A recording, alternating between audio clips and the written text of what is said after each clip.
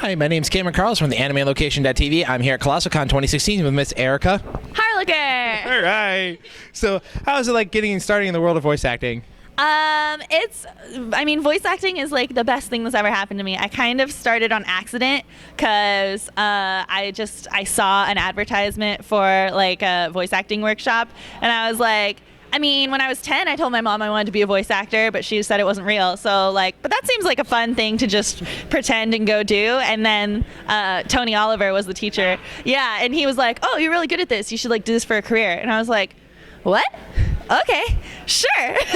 So I switched my major to theater and just kind of fell into it, and then I just happened to get into it at the right time. Yeah, so I just kind of walked in, and now I'm like, how did I do that? That's amazing. But yeah, I worked really hard, but it just all kind of came together nicely. So I guess it was meant to be. Yeah, because we were talking to Laura earlier, and she said that she'd work with Tony as well. Yeah, he's awesome. I love him. He's directing a couple things I'm in right now, which is super fun. So. All right. And again, we're going to talk about Killick Hill, which is a huge show. How is it like being on that project, knowing that it was being put back on Toonami, considering Toonami just came back about 4 or 5 years ago, actually, almost 6 at this point. It's been that long? Yeah, because I remember talking to Todd here at Colossalcon about it coming back on the air. Oh man, I didn't realize it had been that long since it's come back. I grew up watching Toonami, so it was super cool to I was so sad that Toonami was gone, and then they brought it back, and I was like, maybe I'll be big enough to be on Toonami someday. Yeah. And then I was, and it was super exciting. So it was really cool to be because a lot of times my friends who aren't in the anime world or anything, they're like, where can I watch your stuff? And I'm like, you can buy the DVD. But then it was on Toonami, so I was like, you can watch me on television, Cartoon Network. I don't know if you've heard of it. But yeah, so it was really cool and super fun, and it's just a really funny show and really fast paced. Yeah. And Alex Von David, the director, is hilarious. Yep. He's such a funny guy. So he was perfect to direct that show, and it was just a really fun experience. And it's so cool that it played on Toonami twice, 2 runs. So it was great. I loved it. Alrighty, and again, we're going to talk about Sword Art Online. It's a really great show that a lot of fans are part of. Do you actually ever play any MMORPGs yourself? And because that's such a huge MMORPG culture, did you actually learn anything from the culture itself? Okay, I have kind of an addictive personality, so I try to stay away from MMORPGs because I know that that will be the end of me. I'll just only play that and never do anything else in my life. So I almost played World of Warcraft. I played the demo, and just because someone was like, please play the demo at least, I know you're gonna love it. And I was like, I know I am gonna love it because that's I'm a nerd and that's exactly all the things I love. So I played the demo and I was like, yeah, I like it too much. I can't get the real game. So I haven't really played them extensively, but I know enough about them that when Sword Art came out, before it started casting or anything, before I knew we were doing a dub, that was one of the animes that I actually got really into, watching, which I don't usually have time for anymore because I'm just so busy. I'm usually watching shows that I'm working on or gonna work on something like that. So it was really exciting to then get cast in it, and I was like, yay, I'm in this thing that I really like, because I know that I always wanted to play an MMORPG, but I just knew myself and I couldn't do it. So it's such a cool show, and when that technology comes out though, all bets are off. I'm just gonna be sorry, bye.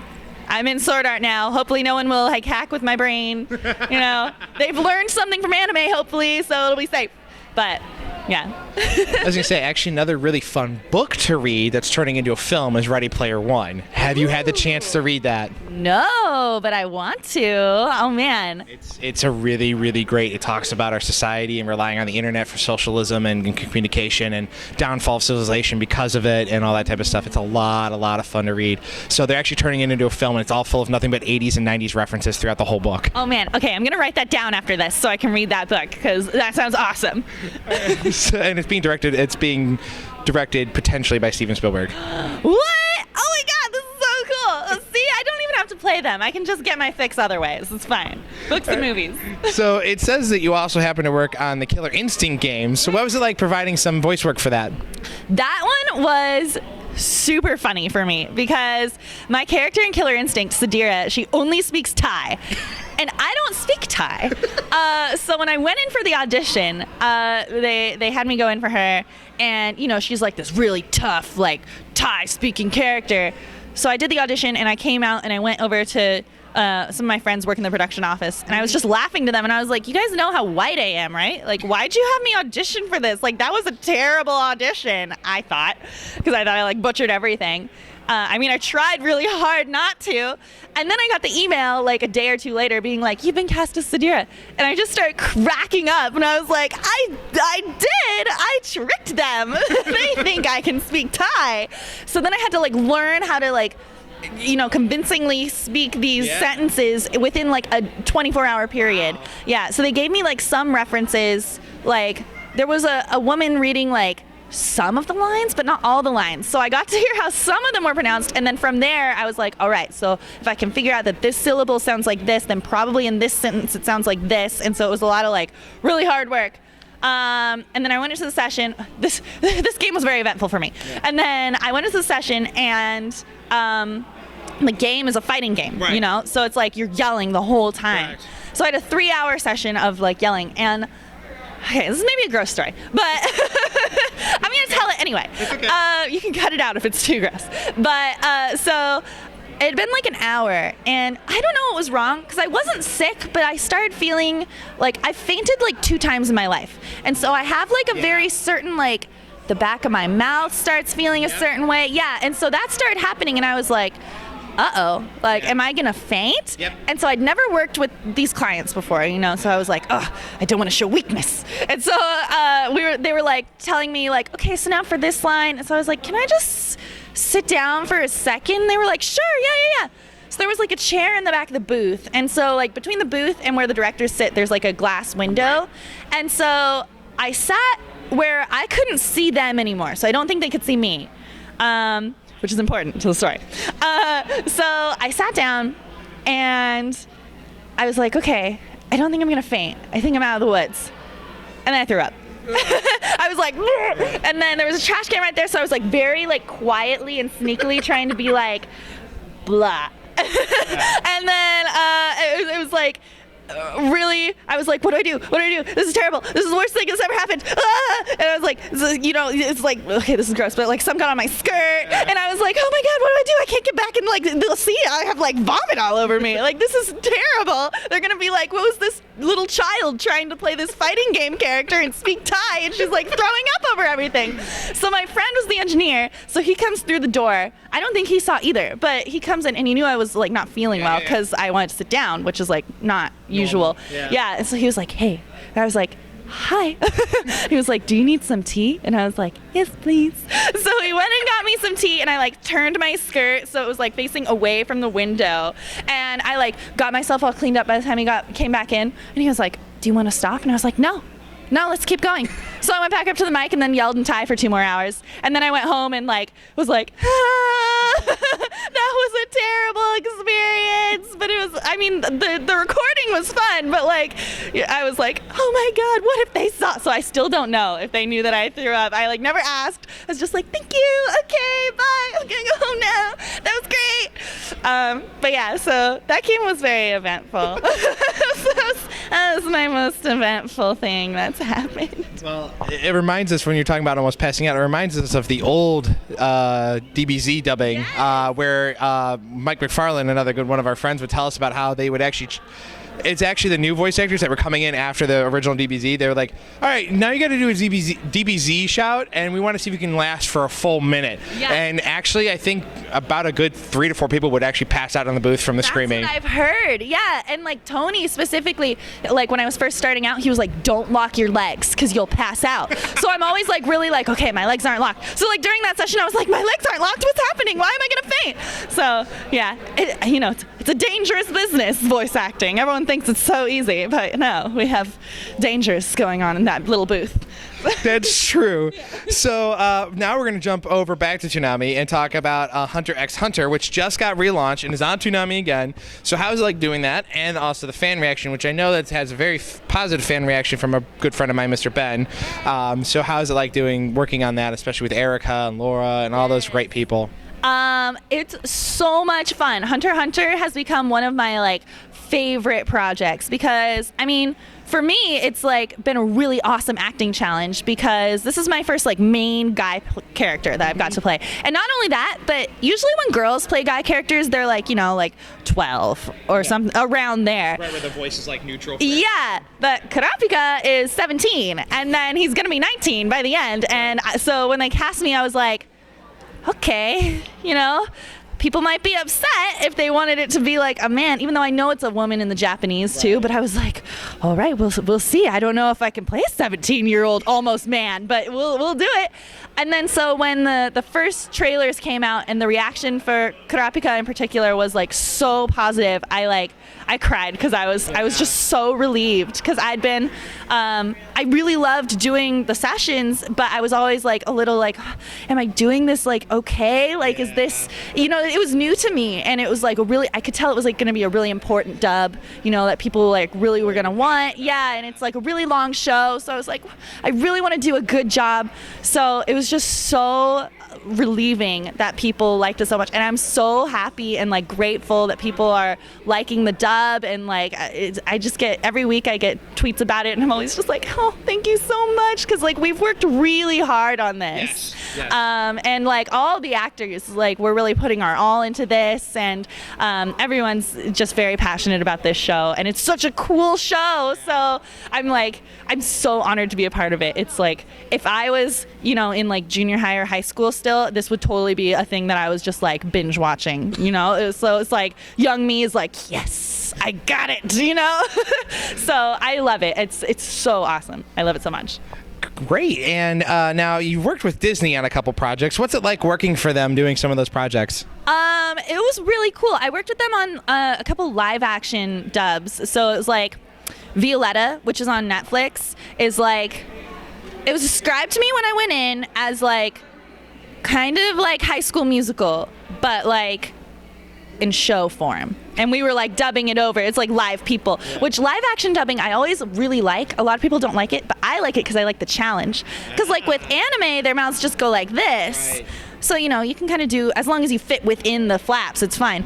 But with real people, their mouths are like moving in all different ways. So like if there's like an ooh sound, you have to make an ooh sound there. Otherwise it just looks really weird. And a lot of times there's like no word that fits. Yeah. So it's like, I like it. It's like a lot of problem solving, and like it's really cool. I like giving it that realism, you know. So it was really fun. I mean, they've been great, and I hope I get to work with them more. I don't know. I grew up with Disney, so when I found out that I was doing a project that like had their name on it, I was like, oh, milestone. That's so cool. So it's just been really fun. I love it. I say you and I are from the same generation, so yeah. So again, we were talking about your live action projects, and that you also got to work on Italian and Thai projects. Yes. How is it like trying to, I mean, obviously, you know, doing live action English wouldn't be that bad. Yes. But doing two other countries, how do you manage that? Yeah, I mean, it's kind of the same. Every country, like if you watch their lip flaps, it's funny because they all kind of talk differently. Like everyone has different speeds and like different ways they move their mouths, and you don't really realize that until you're dubbing these different, you know, languages. So again, I really like the challenge of that. Like a lot of people I think are like, oh, you know, we're doing another live action thing, and it's like, you know, it's not, people aren't really gonna watch those that much. So like, some people are like, oh, I don't know, but I love it. Like I think it's so much fun. I feel like it's a really good like way for me to train. I really use those projects as a way to train myself with like being good with timing and being good with like which words will fit where, and like I want to eventually like write scripts for anime and stuff, so like it's really good training to be like, what could fit there, you know, like So yeah, I really enjoy it, and sometimes it's hard work, like, and it'll be like we're rewriting a line for like a million years, and then I'll be like, in other countries a lot of the times they do that anime thing where like they move their head and they make a sound, which we don't do in America. We're just like, we just look, and so it's hard to not make that sound anime when it's like real people, because I'm like so used to like but like no, it's like you know, just like a breath, but you have to make it loud enough so they can like hear it. It's very confusing, but yeah, I like it. Alrighty, and now you are doing some upcoming projects. Is there anything that you want to talk about at this time that you're allowed to talk about? Because we always know about those pesky NDAs. Yes. So what projects do you want fans to know about at this time? I think Fairy Fencer 2 is coming out like next week or something like that. Yeah. So that's cool. I know that there's demos up at like their booths, the company's booths at conventions right now, so I assume it's like coming out really soon. So you guys should check that out. And then Hunter x Hunter's every Saturday at 1 a.m. on Toonami. I have something that's being announced this weekend, but I don't think it's been announced yet. So unfortunately. But keep an eye out for that. I don't know when this is going to air, but it's another anime thing. So, and let's see, what else can I talk about? I have some really exciting things that are coming up, but I can't talk about them for like, I think a couple months. Hopefully just a couple months. I'm hoping by AX, like Anime Expo, okay, they'll be out. Yeah, so hopefully that stuff will be out. But yeah, I have some really, really cool things that I'm like really excited about. So keep an eye out. Go to my Twitter, like at Erika Harlacher, and that's where I'll like announce things first. So. All right, and you mentioned about Twitter. Is there any other place that fans can keep up with you on the internet? And a wonderful message for all your wonderful fans that are watching right now. Yes, you can also go to my Facebook, which is Erika Harlacher Voice Actress. That's like my fan page. And so on there, I'll like post like the big announcements and stuff like that. So like Twitter, I post like a lot of random stuff. So like the announcements might be lost if you're not there at the exact time I announce them. So maybe follow me on Facebook so that you actually can see the announcements when they come out. But if you want to just see what's randomly going on in my life, then Twitter's great. Yes. It is. And then I'm like lame at social media. So those are the only two things I have because I don't know. I can only, okay, good. I can only keep up with like Twitter and Facebook. And then there's like Instagram and like eventually I'll get that. I don't know. But anyway, thank you guys so much to my fans. I like love you guys so much. Coming to places like this and getting to meet you guys is like my favorite thing, and it's like it makes doing voice acting just like that much greater. Like it's seriously one of my favorite things. I hate flying, but like but I love coming to these conventions, and that's how much I love you guys, because I will get on those planes every time and like come to meet you.